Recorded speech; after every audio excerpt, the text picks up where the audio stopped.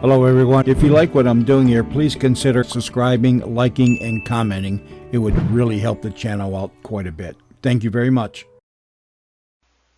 The CBS Radio Mystery Theater presents...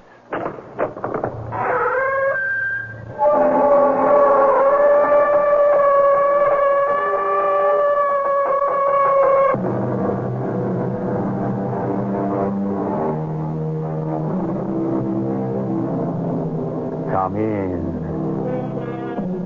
Welcome. I'm E.G. Marshall. Talking about marriage, Miguel Cervantes defines it as a noose. The Greek philosopher Menander calls it an evil. Shakespeare also takes a swipe at it and says that a young man married is a young man marred. Finally, there's Pongulo, who notes that marriage and murder both begin with M. By now, you should have a pretty good idea of what our story is going to encompass. Mrs. Pilbeam, you have survived 6 husbands. 6? That is correct, Mr. Poindexter. All of them died less than 2 years after their marriage to you. Is that not true, Mrs. Pilbeam? Yes, that is true. Each of them was insured. Is that not a fact? That is a fact. Tell me, how do you account for it, Mrs. Pilbeam? Coincidence, Mr. Poindexter. Coincidence.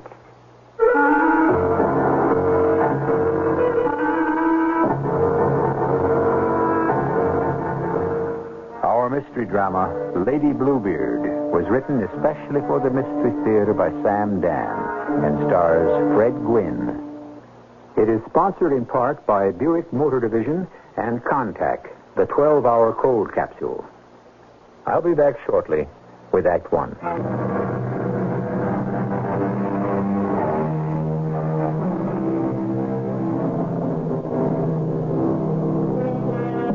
According to Charles Dickens, Bluebeard may have been a victim of excessive connubiality, which would mean, I suppose, that it was married life that drove him to do it.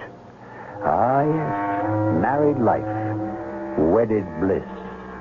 However, putting aside the poets and romantics for the moment, marriage is whatever you make of it. It is an edifice constructed by a man and a woman. And there are those who erect a magnificent cathedral, others who slap together a ramshackle shanty. We're back at the turn of the century. You wish to see me, Poindexter? Yes, Mr. Hotchkiss. Well, have a chair. Oh, thank you, sir. Now then. In reference to this claim, sir. Which claim, Poindexter? The company has over 50,000 policyholders. Be definite. Yes, sir. And brisk. I should think your recent term of service with Colonel Roosevelt's cavalry regiment would have taught you to be brisk. Yes, sir, yes, sir, yes, sir. He's a brisk man, that Theodore Roosevelt? Indeed he is, sir. Well, then emulate him. Plunge in. Forge ahead. State the issue with no further ado. Present the facts. Well, sir, there may not be any facts. No facts? No facts as such.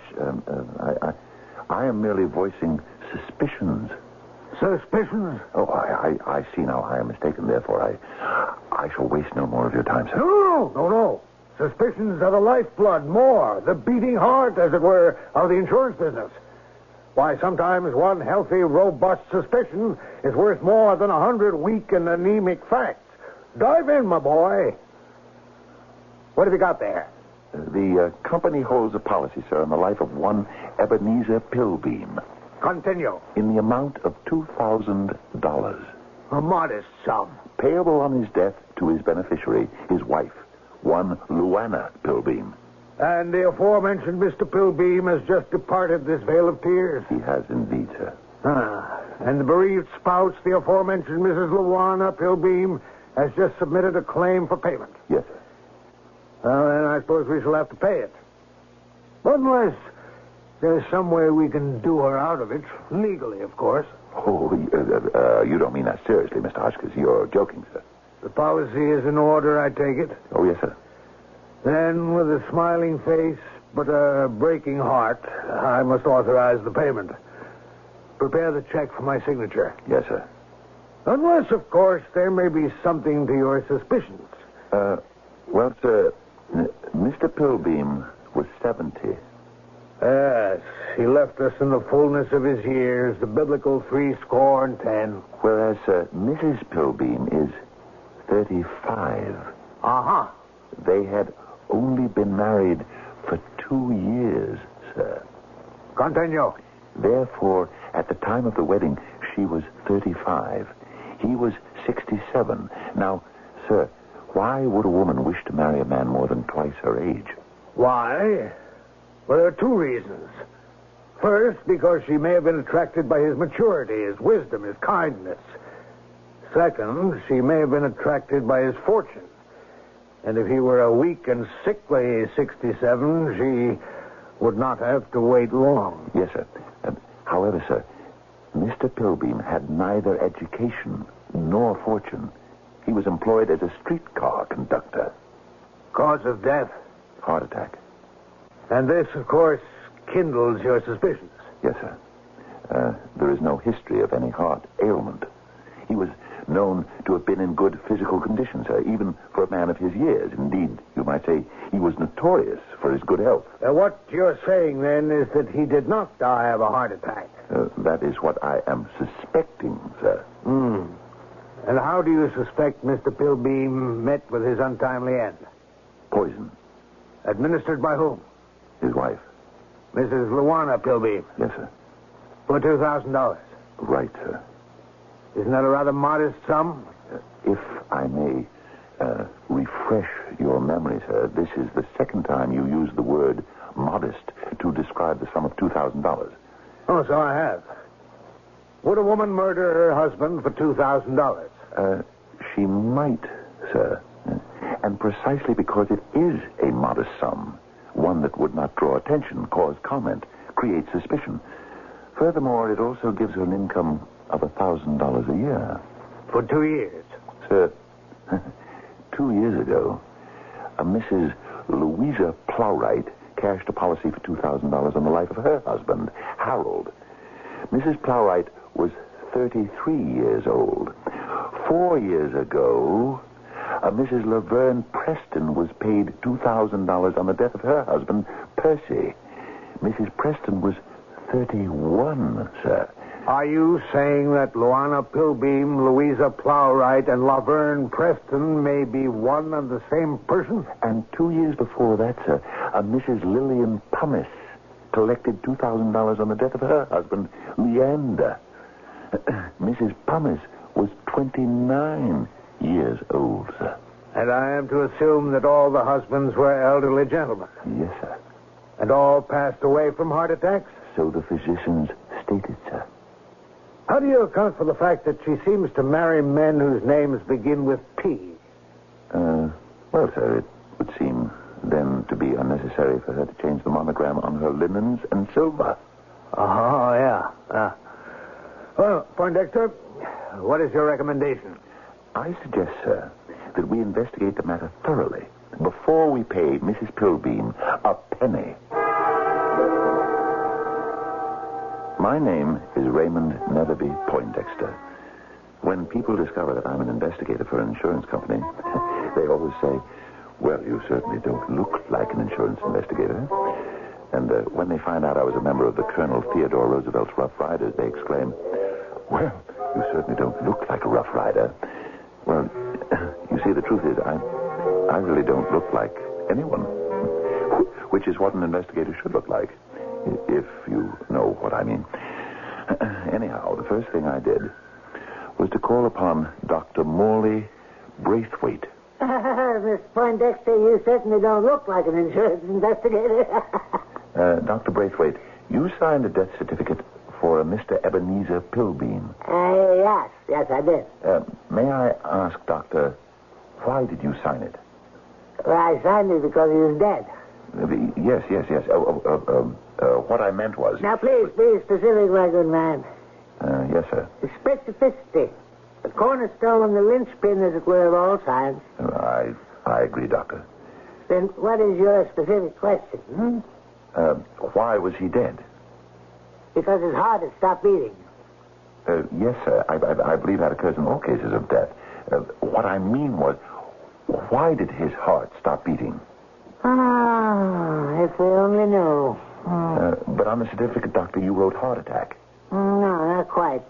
Specifically, I wrote cardiac failure. Doesn't that imply heart attack? Well, if you choose to make that inference. Why, Doctor, was there cardiac failure? I've already answered that question. More specifically, I told you why I cannot answer that question. And I don't know. Doctor, do you mean Mr. Pilbeam died just like that? Well, I'm afraid so. But, Doctor, is there a possibility that Mr. Pilbeam might have been poisoned? Yes? Well, Doctor, your report makes no mention of that fact. Well, you asked me if there was a possibility. The answer to that question must always be yes. Anything is possible. However, I could find no evidence. I see. Would you state categorically, Doctor, that Mr. Pilbeam was not killed by a poison? I would only state categorically that Mr. Pilbeam died because his heart stopped beating. And you do not suspect foul play? I could suspect foul play, but I couldn't prove it. But I would never rule it out. Yes. I see. Well, thank you very much, Dr. Braithwaite. That's inner help. Actually, he was of no help at all. That is, to my insurance company. And so I decided to visit the recently bereaved widow, Mrs. Luana Pilbeam, herself. Perhaps I couldn't prove that she had actually poisoned her husband or murdered him in some other mysterious manner, but I might know enough to frighten her out of her demanding payment. I was not prepared for the Mrs. Luana Pilbeam who opened the door to me.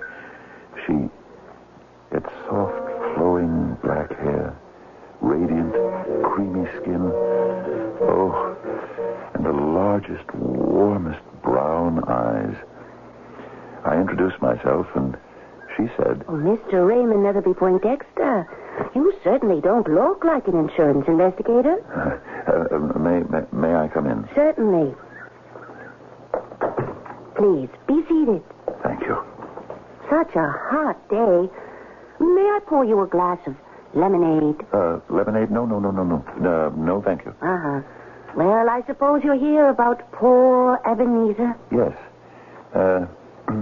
Mr. Pilbeam was somewhat older than you, I take it. 33 years, to be exact. It would seem to be a rather wide gulf. Oh, but love spans it so easily. May I ask how I fell in love with Mr. Pilbeam? Well, he drove the horse car that I would board each morning. He was such a handsome gentleman.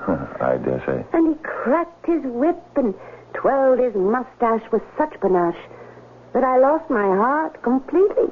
He died quite unexpectedly. Oh, no one ever dies unexpectedly, Mr. Poindexter. Is it not written, in the midst of life, we are in death? Yes. Had Mr. Pilbeam been ill? Oh, no. He was the picture of glowing health. He had an outdoor job, you know. Mm-hmm. How did it happen? One evening, we went to bed, as usual. The following morning, I woke up. He didn't. Mrs. Pilbeam, the insurance company has received your request for payment. Oh, yes. I really didn't. Still don't feel entirely comfortable about it. May I ask why? Well, it seems so crass. A man dies. His widow is given a sum of money, as if that somehow balances the books and settles the account. Oh, it's the way of the world. And yet, what is a poor woman to do? It is Ebenezer's gift to me, from the grave. His way of saying, carry on, my darling. Live. I see. You have, therefore, presented the insurance company with a claim for $2,000. Yes, I have. And no doubt you are under the impression that I have arrived here for the purpose of presenting you with the check? I would assume this would be the object of your visit. The object of my visit is to offer you a bargain. A bargain, Mr. Poindexter? Withdraw your claim. Yes? And in return, I can promise that you shall not be sent to prison. Now, what kind of offer is that? Is it one that she cannot refuse? Suddenly, we're playing showdown. We know, or we think we know, the high cards he happens to be holding. What aces does she have in her hand or up her sleeve? Wait just a few minutes, and then we shall deal you the second act.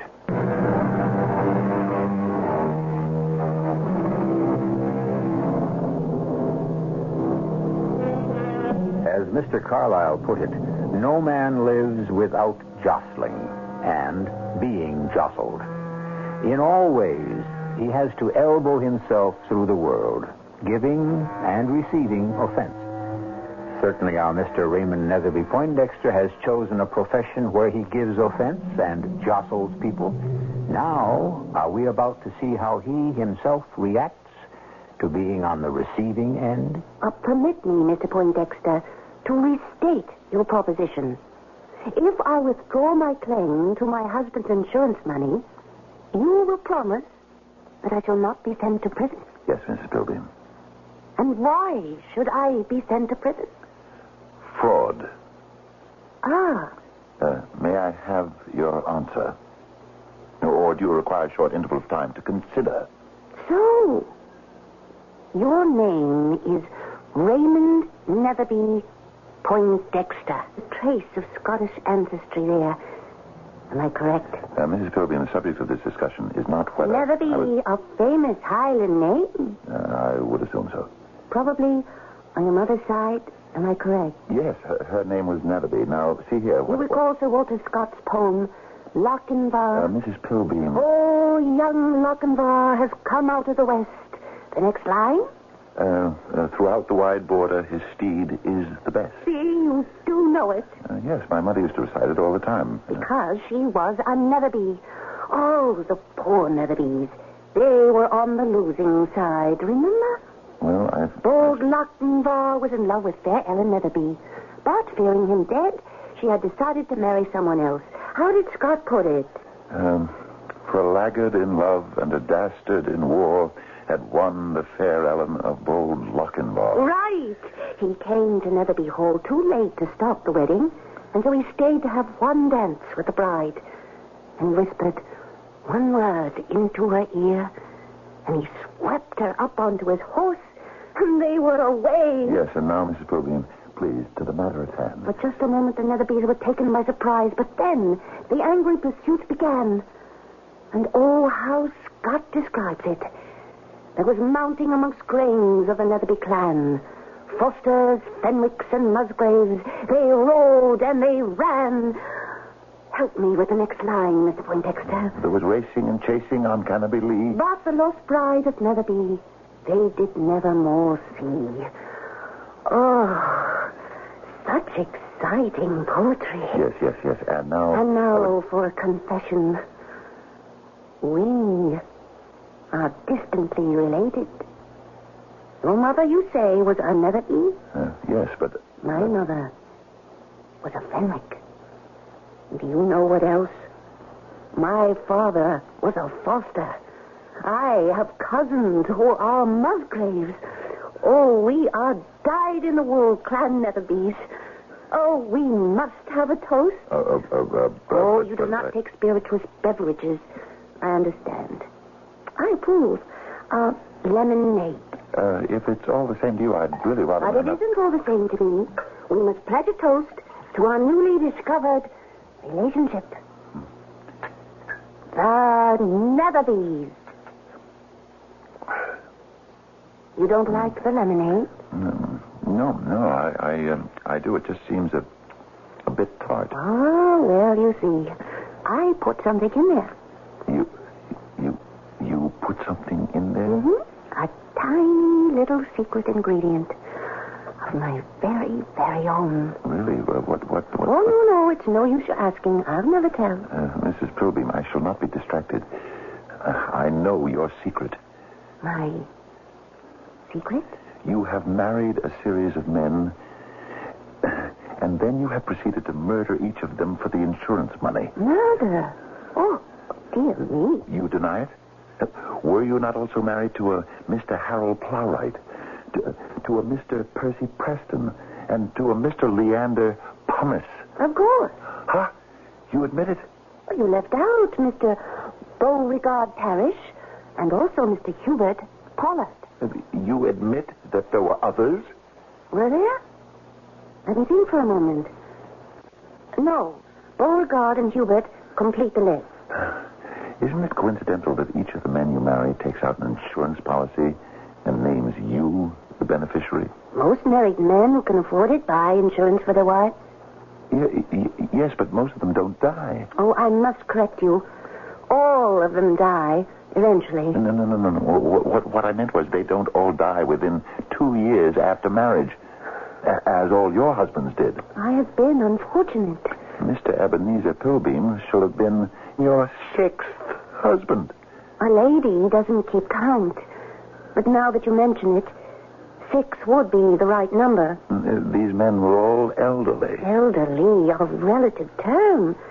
Now, if I were to... No. We shall not be distracted again. We shall pursue the matter at hand. Which is? We all know what you are doing. Really? Yes. You marry a man, he insures his life, and then you murder him. I believe you've already made that statement. Now then, the latest is Mr. Pilbeam. Oh, Dr. Braithwaite found death due to natural causes. Let us say you were able to fool Dr. Braithwaite. Fool him?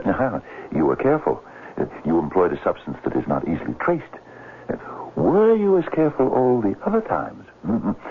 What would happen if those cases were to be opened up again?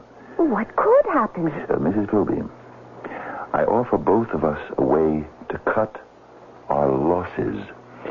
You forget to press your claim, and we forget to investigate the past. Now, what is your answer? But I have nothing to hide. Think about it. Consider it. Sleep on it. I shall return tomorrow for your answer, and now I must bid you good day. Oh, must you go so soon? Won't you have another glass of lemonade?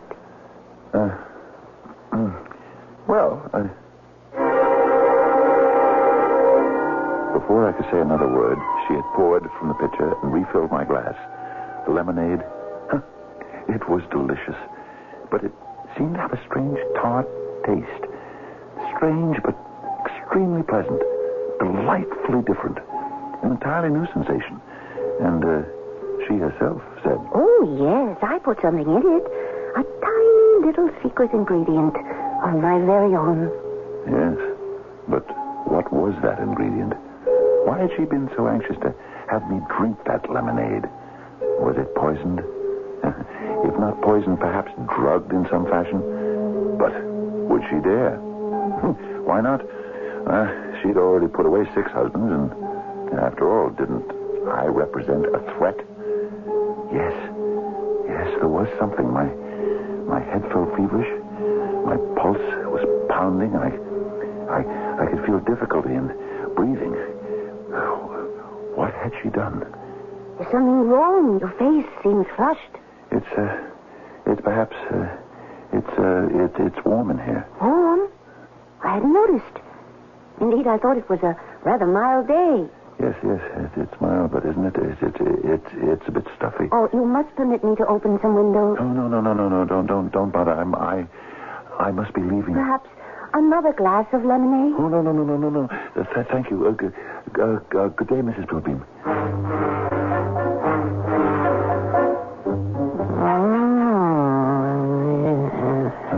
What is it, Doctor? What is it? Your face appears flushed. I can see that in the mirror. Your pulse is rapid. I can feel that, Doctor, without being told. You're feverish. It's obvious. What does that mean? It means you can be suffering from any one of a number of things. Doctor, I know what's wrong.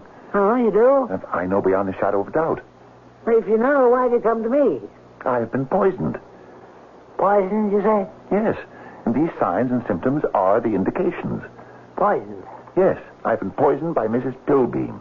Mrs. Pilbeam? I was foolish enough to have consumed some glasses of lemonade in her home less than an hour ago. Poisoned, but I... Yes, Doctor, and you must save my life. Wait a minute now, my dear fellow. Have you any idea of the type of poison? How could I know that? Well, in that case, how can I treat you? Each poison requires a specific treatment. What might neutralize one could very easily aggravate the destructive effects of another. But in an hour or 2 or 3, Doctor, I could be dead. Yes, that is a possibility. In that case, we could identify the poison. Now, see. Yes. We will perform a post-mortem examination. But what good would that do for me? Well, from a selfish point of view, none. But you would be adding your tiny ray of candlelight to pierce the infinite darkness of our ignorance. What if you could have some of that lemonade? Could you analyze it? Of course. Oh, what a splendid idea. Well, it could quite possibly save your life. Now, why don't we ask Mrs. Pilbeam for a sample of her lemonade? Well, why should she give us a sample when she knows it contains poison? Doctor, you were asking her to place a noose around her neck. Oh, yes, I see. Yes, that's quite true. However, there is another possibility. Yes, such as? Mrs. Pilbeam may be quite innocent of any wrongdoing. The woman places poison in my lemonade, and you believe she may be innocent. She may be unaware that the substance she's using to flavor the lemonade may contain harmful properties. Doctor, while we quibble in this useless debate, I may be dying. It's possible. But what's the solution? The solution? What indeed could the solution be? I felt weaker and more feverish with each passing moment. Yet, as the doctor had so patiently explained, each poison requires a specific antidote. How could we discover the nature of the poison? I presented the problem to no less an authority than Mr. Hotchkiss. You say your symptoms occurred at Mrs. Pilbeam. Yes, as I have already explained to you, sir. Patience, my boy. After I had drunk several glasses of lemonade, sir. And you say there was a peculiar taste. Yes, sir. Well, should that not have alerted you on your very first swallow? No, sir. You said it was a peculiar taste. Peculiar in the sense of being different, sir. New. And as a matter of fact, the basic meaning of peculiar is, I believe, sir, unique to itself. Thank you for that enlightenment, Poindexter. What's done is done. However, inscribe it as a rule. When a woman has disposed of 6 husbands, one does not readily partake of refreshment in her parlor. Yes, sir. I should like to live to obey that rule, sir. And so you shall. Sir, are you saying that... Poindexter, I am saying that you are saved. Oh, Mr. Hotchkiss. How?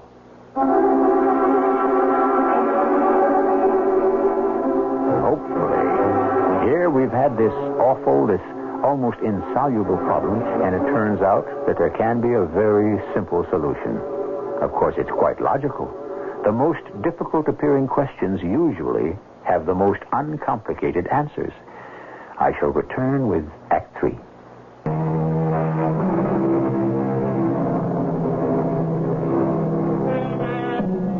It was Titus Lucretius Carus, the Roman philosopher, who said, "What is meat and drink to one is bitter poison to another." He said it almost 2,000 years ago. And, as you can see, those arrangements are still in force. Has Luana Pilbeam discovered some strange, subtle, untraceable, fatal substance? How, Mr. Hotchkiss? Please, tell me. How am I saved? The thing is simplicity itself. You require a sample of that lemonade. Yes, sir. I thought we'd established that. And she, quite naturally, will refuse to furnish you with one. Understandably so. So there's another possibility. You might steal it. Steal it, sir? The problem will be solved. But to steal it does go against the grain, sir. Whose grain? Well, mine. Why? Mr. Hotchkiss, I was raised to despise theft. A most noble sentiment. Does your parents credit? And so, therefore, I could never see my But way is this stealing in the traditional sense? Well, You do not seek to enrich yourself. that's true. And besides, the woman is attempting to murder you. Yes, So, therefore, you may proceed with a clear conscience. I would. Yes, that's true. But suppose I'm caught, sir. Caught? And suppose someone were to see me and call the police. A possibility. Or suppose she were to discover me in the act. Another possibility. But even so, I have nothing to fear. Of course not. I could say, sir, I had not intended to rob the house of any valuables. I was there in the line of duty. I beg your pardon? Yes, and I had been advised by my employer to steal the lemonade. But you were not so advised, Poindexter. Didn't you just tell me to steal the lemonade? I would suggest such an illegal, reprehensible act. But, sir, you just... Oh, no, my boy, no. We were merely discussing possibilities. There are an infinite number of these. I hold no particular brief for any of them. But, sir, if the police ask me why... You will have to get out of it as best you can. For if the police ask me, I shall deny completely any responsibility. But, Mr. Hotchkiss... My boy, use your head. Keep your wits. There's no reason why you should be caught. And besides, it's your only chance. Yes, it was my only chance. And how well I knew it. And so that very evening, I waited till all was quiet and dark. I made my way to Luana Pilbeam's home. The doors were locked, but fortunately I found a partially open window in the rear of the house. I was able to make my way inside. And there I was in the kitchen. I found the icebox and the pitcher of lemonade. I was putting some in a small bottle when suddenly I became aware of a light in the room and a voice. Why, it's Mr. Poindexter. Mr. Raymond Netherby Poindexter. Oh, Mrs. Pilbeam. You're having some lemonade, I see. Yes, I must apologize for this intrusion. You see, the lemonade was so delicious, I simply had to have some more. Yes, and so I did not wish to disturb you at this hour. Therefore, you must forgive me. But there need be no forgiveness when there is no offense. Oh, that is most generous. Are you taking some home with you, I see? Yes, in the event that I should have an uncontrollable urge. Oh, please, take some more. Oh, no. I should not wish to impose. I have a sudden desire for a glass myself. Please join me. Oh, but really, I do so hate to imbibe alone. I've always been a very social person, but you see, being a widow, one loses so many of one's friends. I'm sure you must have many. Oh, not really. One becomes a fifth wheel. Here, a nice, tall, cool glass. A nice, tall, cool glass. One that contained the poison or the drug or whatever it was. She knew why I was there. She knew why I'd taken a sample of the lemonade. Was this how she planned to stop me? Would she poison me before I could leave the house? And now, a glass for me. Oh, we must drink to something. What shall it be? Well, Of course, to Clan Netherby, the Highland Pride. To Clan Netherby. A great weight lifted off my heart. The lemonade could not be poisoned. Not if she was going to drink some herself. It came from the same pitcher she had used earlier in the day. It was half full, which meant it was the same lemonade. Oh, what a relief. But, then the weight fell on me again. Of course, she was drinking the same lemonade. Since she knew what the poison was, she had already fortified herself with the antidote. I sipped slowly. Oh, and again the symptoms attacked me. I felt flushed. I knew my pulses were racing. My heart was beating violently. I stood up. Must you go so soon? I shall return, Mrs. Pilbeam. I shall expect you, Mr. Poindexter. Dr. Braithwaite. Dr. Braithwaite. Who is making that infernal racket at this time of night? Dr. Braithwaite, it's a matter of life and death. All right, I'm coming. Why, it's Mr. Poindexter. What brings you here this time of night? My office hours are... I have the lemonade, Doctor. What? The lemonade? Mrs. Pilbeam's poisoned lemonade. Has it been definitely established that the lemonade is poisoned? That's what you said you could discover if I brought you a sample. Oh, yes. Bless my soul, of course. Please, hurry, Doctor. I'm sick. Yeah, come this way, Rick. I'm even sicker. I've just had some more to drink, Doctor. Well, how could you do that, knowing that the lemonade is at least suspicious? Oh, it's a long story, Doctor. Can you analyze this lemonade quickly? Well, let us step into my laboratory and we shall see what we can do.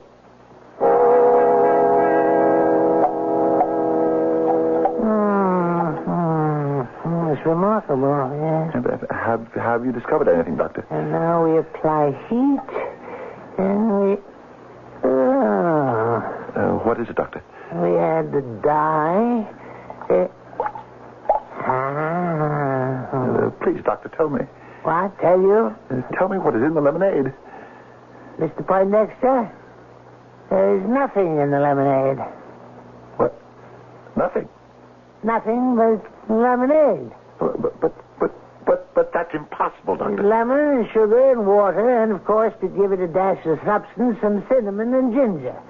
That is all? And to give it a dash of spirit, some bitters. And nothing else? No, my boy, nothing else. What an interesting lemonade. But what is poisoning me? I'm afraid I don't know. Something is giving me this terrible pounding in my chest. It cannot be the lemonade. Could there be a drug or a poison in there that has managed to evade your detection? Now, I would stake my professional reputation on the fact that this lemonade, this delicious lemonade, is completely innocent of any poison or drug. And to prove it... Oh, no, don't drink it. Oh, as I thought. Divine. The bitters are what does it. Doctor, how do you feel? Marvelous. But look at me. Oh, yes. You do appear a bit out of sorts. You need a drink. Here, try some of this lemonade. You can't be serious. It'll make you feel better in no time. Drink up. And before I knew what I was doing, I had taken the glass of lemonade he pressed into my hand and swallowed most of it. And then it dawned on me. Of course, it was a plot. They were in it together. He had been helping her. He had supplied her with the drug. He had fooled me. Why? For the money? Perhaps, but more likely because they were lovers, and I had never suspected it. What could I do? It was probably too late to do anything, and yet, what was the matter with me? The pounding in my heart was easing a bit. My forehead felt cooler. My pulses no longer seemed to be racing. Well, I must say, that lemonade appears to have done you quite a bit of good. Feel better? Yes, I can't explain it. I do seem to feel better. That should prove the lemonade is harmless. I don't feel any of your former symptoms. But I can't account for it. I know it's the same lemonade. The same lemonade, you say? Yes, and this is the very first time I drank it without that feeling of that feverish feeling. Tell me, Mr. Poindexter, this is also the first time you drank the lemonade without Mrs. Pilbeam being present. Yes? Then perhaps it wasn't the lemonade. What could it have been? Can't you guess? No. Why, it must have been Mrs. Pilbeam. Mrs. Pilbeam? Of course. Miss Pilbeam causes you to have a fever, a racing pulse, and a pounding heart. But why would she have how could she do that? Oh, come on, what do you think? You're in love with her. Love?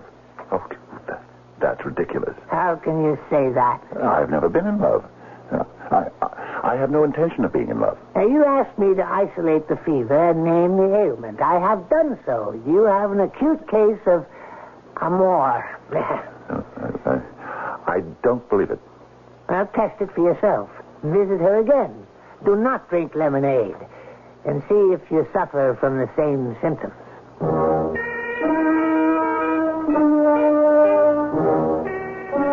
A glass of lemonade, Mr. Poindexter? No. I must refuse. Steadfastly. Oh, is something wrong, Mr. Poindexter? You seem flushed.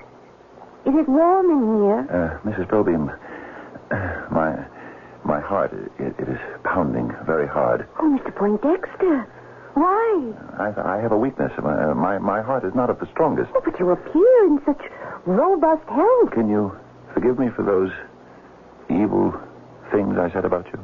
I've long since forgotten them. You see, I know the secret ingredient you put into the lemonade. And I know why Dr. Braithwaite couldn't find it.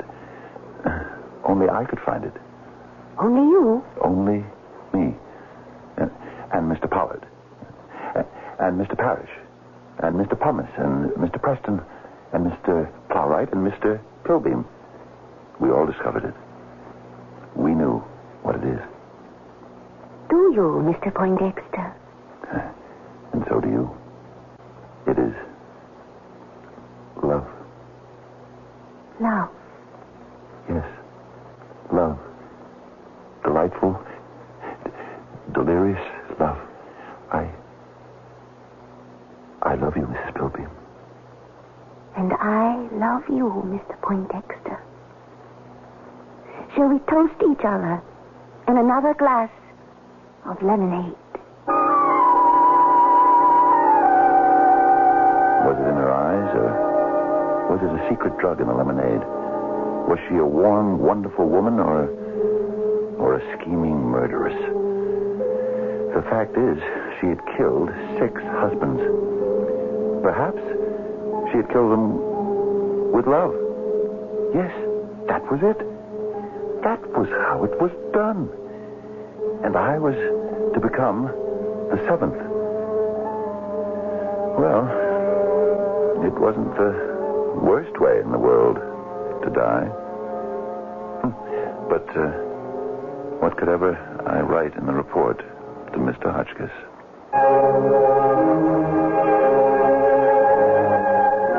Dear Mr. Hotchkiss, this is to inform you that I intend to marry a woman who has collected insurance money on 6 dead husbands.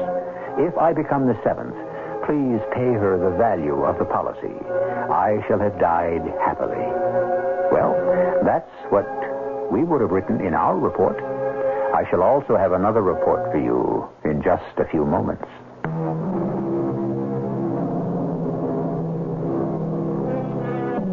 Our final text for this day comes from the poet Longus, who in the 3rd century wrote, "There was never any yet that wholly could escape love, and never shall there be any as long as beauty shall be and as long as eyes can see." Since it's in the cards for everyone to fall in love, you should be well advised to be careful whom you fall in love with. I'm sure you'll pay no attention to this advice, since the poet also said that love and folly go hand in hand. Our cast included Fred Gwynne, Marian Haley, and Robert Dryden. The entire production was under the direction of Hyman Brown.